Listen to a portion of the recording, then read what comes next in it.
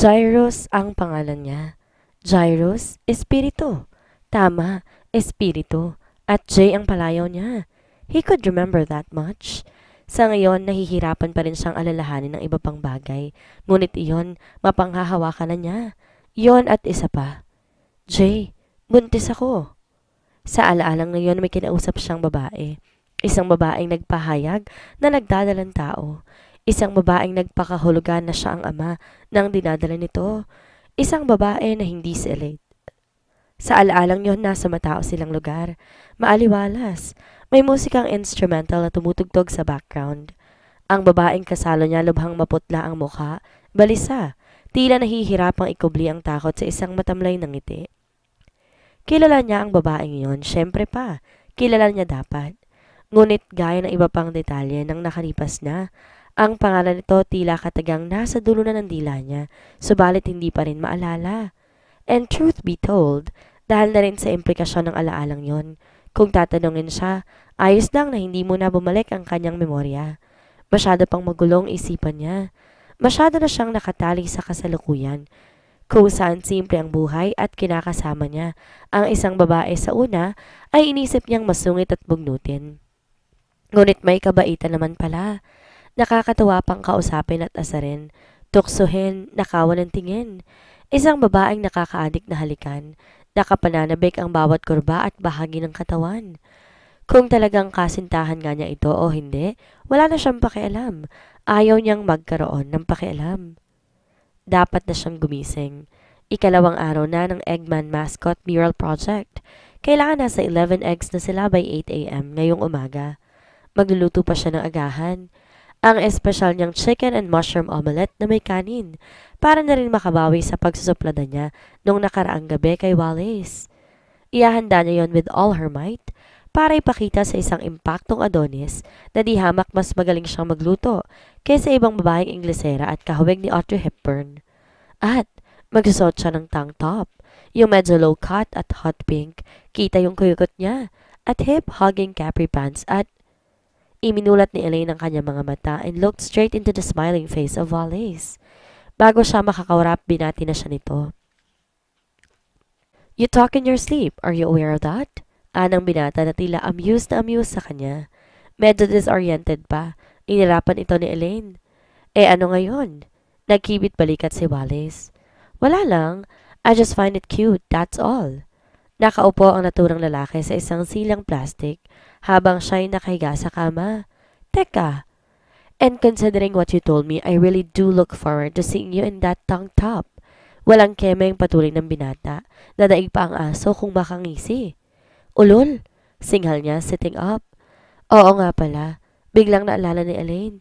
Hinimatay si Wallace kagabi. Nataranta ako, tumawag ng ambulansya.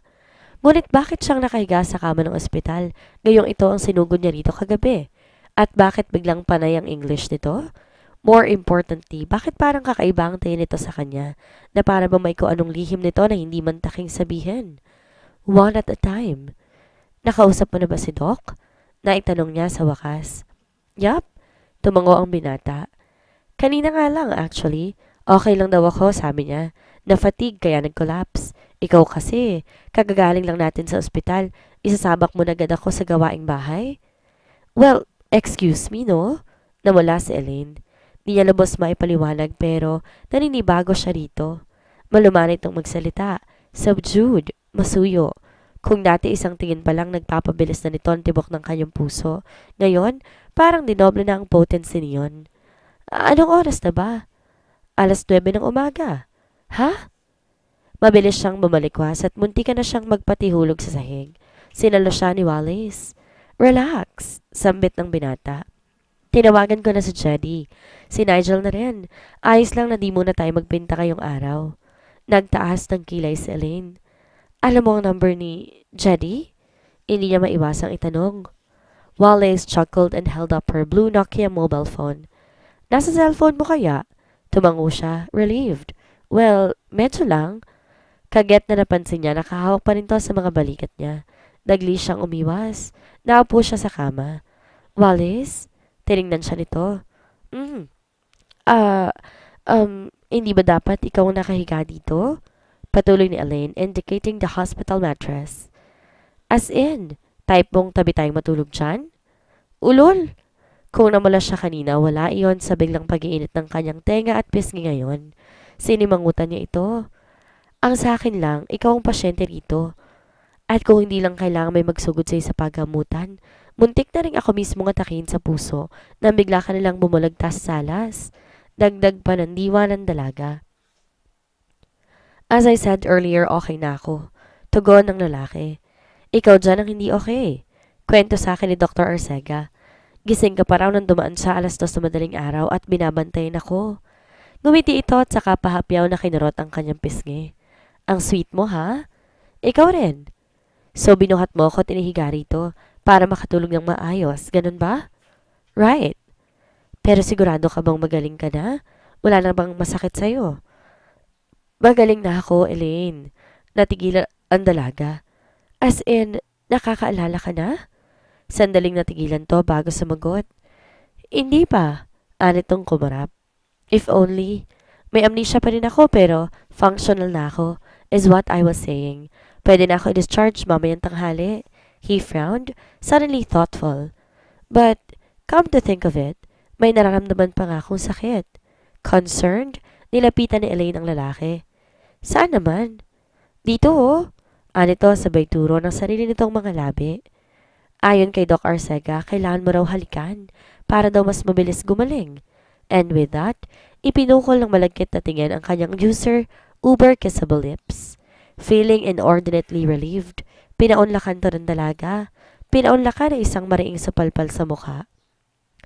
Despite her protest, in the end, nakaisa pa rin si Wally sa kanya. Nakakuha to ng tsempo para nakawan siya ng halik pagbaba nila sa jeepney sa tapat ng kanilang bahay.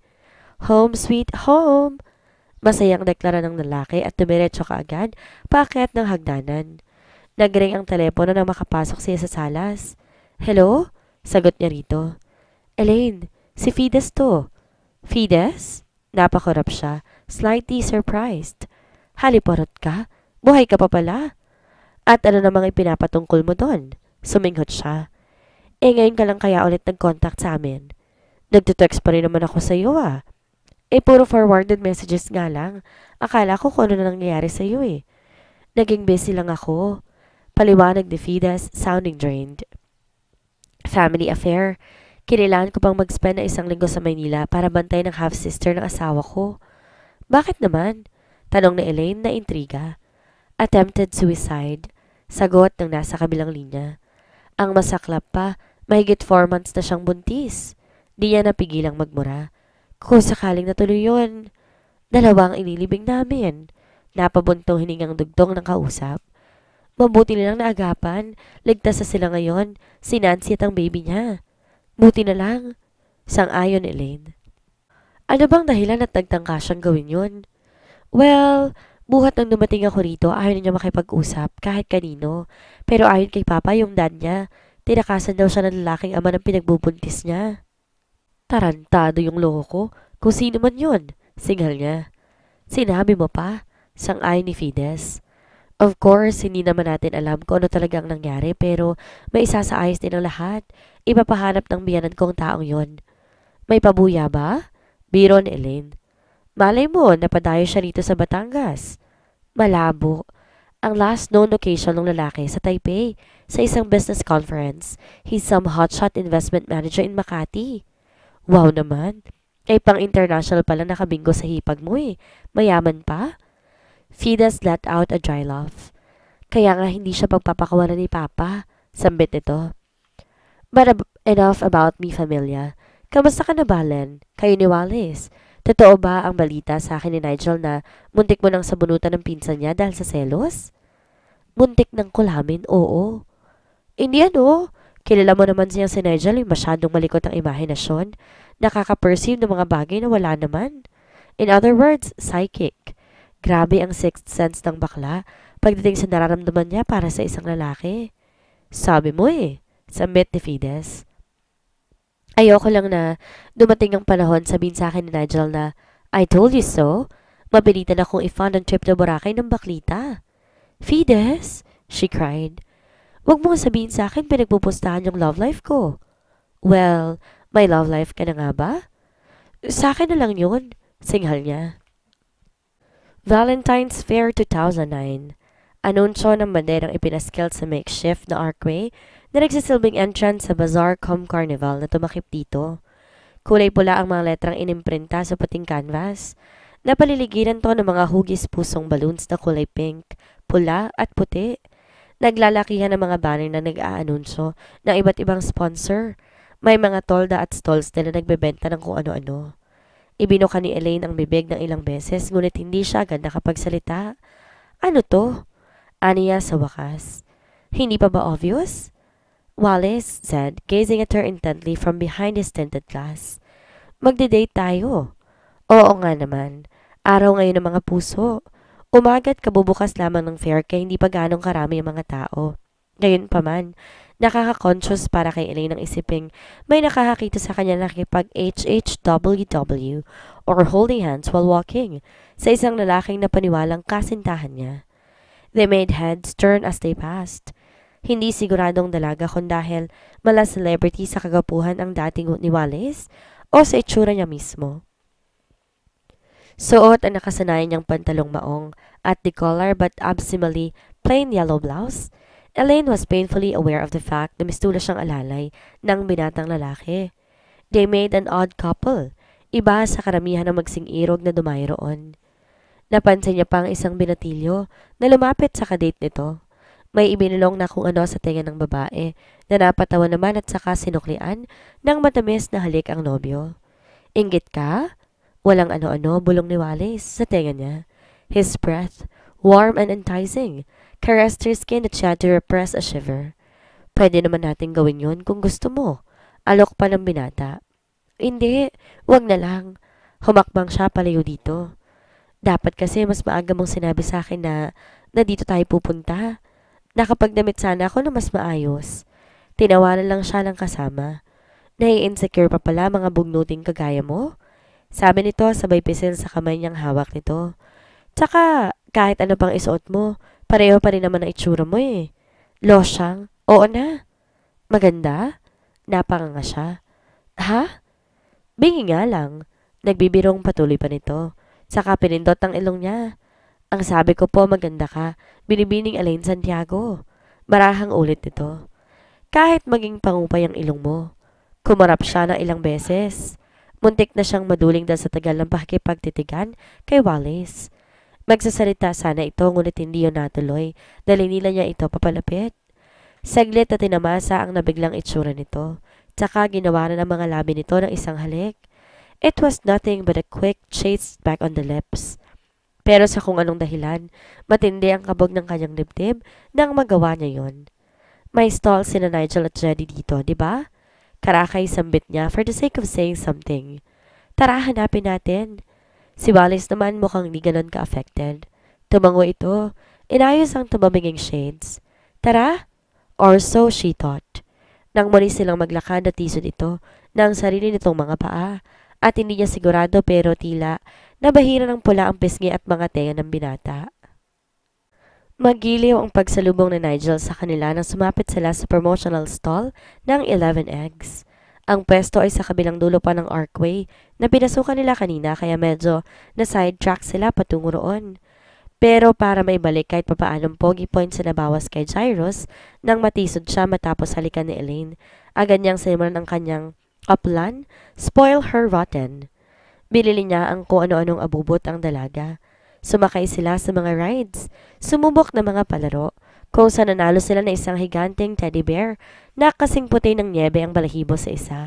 At bilang pahabol, nakumbinsi niya rin tong magpakuha silang dalawang litrato sa isang photo booth kung saan ginagawang sticker sa mga pictures na kinukuhaan. By the time na nakarating sila sa Tapsilog, stall ni na Nigel at ng sosing makulit na pinsan nitong si Jenny. Mistulang walking advertisement para sa Valentine's Day merchandise si Jairus. Bukod sa teddy bear at sa paperweight, bit-bit niyang ilang shopping bags ng mga damit, DVDs, isang bouquet ng edible chocolate roses at 2 heart-shaped balloons. Nagkunwari lang siyang nakikinig sa kinukwento ng mga kasama sa table nila. Naka-plaster man ang ngiti sa labi niya sa loob-loob, hindi niya maiwasang makadama ng pagkainip. He wanted Elaine, badly. Mula pa nung sumugod siya sa kwarto nito sa ospital at itinanong dito kung anong pangalan niya.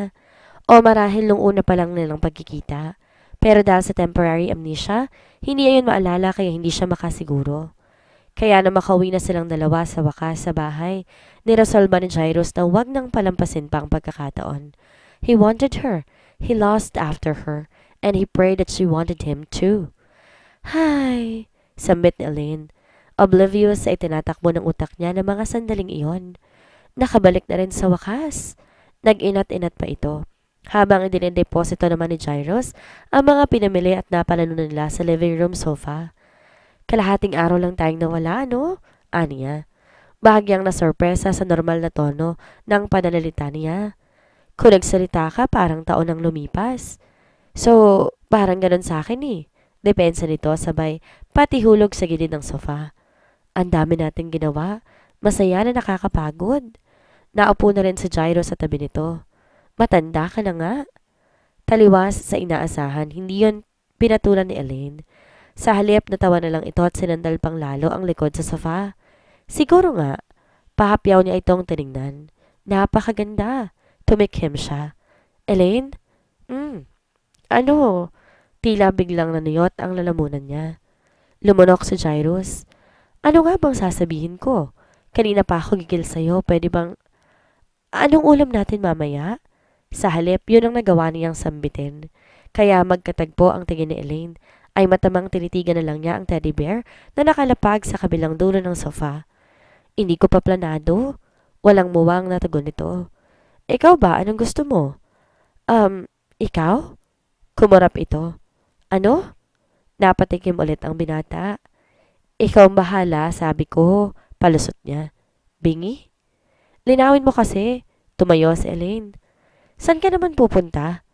Ano pa? E di magluluto na ng hapunan? Teka lang. He grabbed her wrist. Noting her alarmed expression, he released it just as hastily. Maaga pa naman. Okay lang na maupo muna tayo, di ba? Sa bagay, naupo muli ito. Iniunat muli ang mga braso saka bumaling sa direksyon niya. Gayon na lang ang panlalaki ng mga mata ni Jairus nang bigla na lamang itong humilig sa kanya. Sabay siyang naalarma at na-excite. Teka! Panimula ng binata, ngunit natigil iyon nang kagad tong bumalik sa dating pwesto. Saka lang niya napansin ang remote control na hawak nito. Inabot lang pala nito iyon mula sa mesang nasa gilid niya, kaya humilig sa kanya. Wordlessly, nakinood na lang siya nang buksan ni Elaine ang TV at DVD player. Nag-play ang Korean drama na Rainbow's End ang titulo. Ilang minutong walang maririnig sa salas kundi ang mga tunog mula sa TV. Para kay Jairus, ilang milenyo ang katumbas niyon. Muli niyang sinulyapan ng dalaga. Mukhang absorbed ito sa panonood ng Korean novela. Mas interesado pang pagmasdan ng paghaharutan ng mga bida sa palabas kaysa lumingon at makita ang kagandahang lalaki niya.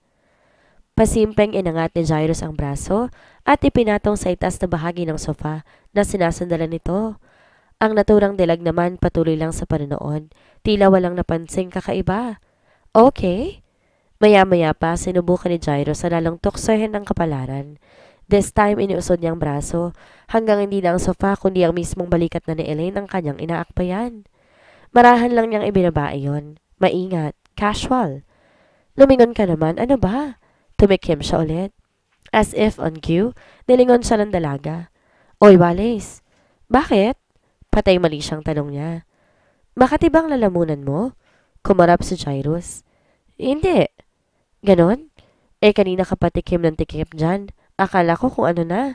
Nagawa niyang ngumiti. Hindi, okay lang ako. Sinabi mo eh. Muling binalikan ni Elaine ang palabas sa TV. Sa eksena sa TV, magkatabing natutulog sa isang kama ang parehong bida. Natatakpan ng kumot ang katawan ng mga to. Pero obvious na hubad ang dalawa. Obvious din mula sa abot tengang ngiti ng lalaking bida na nakascore ito. From its pose at the other end of the sofa, the teddy bear's beady eyes seemed to glint at Jairus mockingly. Mabuti pa siya. Animo sinasabi sa kanya nang ibinordang bibig nito. Nakamtan na ang ligaya, habang yung iba dyan, inirapan to ng binata. That's it. Still not taking his arm off of her shoulders, bumaling siya sa katabi. Basta. Umubos siya muli. Bumuntong hininga si Elaine. Pinindot ang pause button ng remote ng DVD player, tsaka siya nilingon na nakataas ang kilay. Naranadya ka ba?